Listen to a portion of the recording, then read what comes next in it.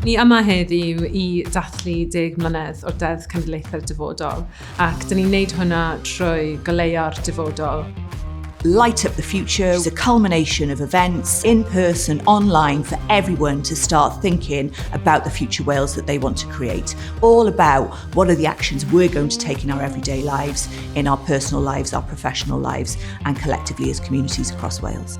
The Act was built by the people of Wales. It was created by the Wales We Want national conversation. So we need to celebrate the fact that it's become a global focal point of best practice.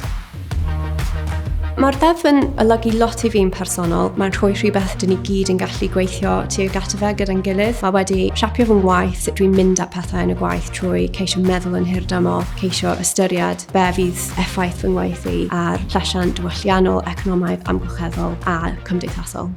For me, I think of how the Act will support us to create a more equal Wales, particularly a Wales that's anti-racist, LGBT+ friendly, and an inclusive Wales where everyone has the opportunity to thrive.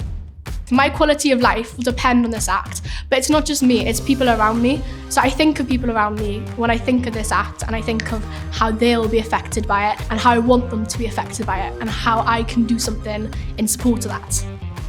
Cymru di'r unig wlad yn y byd I wneud hynny. Felly mae'n peth anferth I gofio ac I nodi, ond hefyd I cael y sgwrs hynny ynglŷn â sut dyn ni'n mynd I symud y sgwrs ymlaen.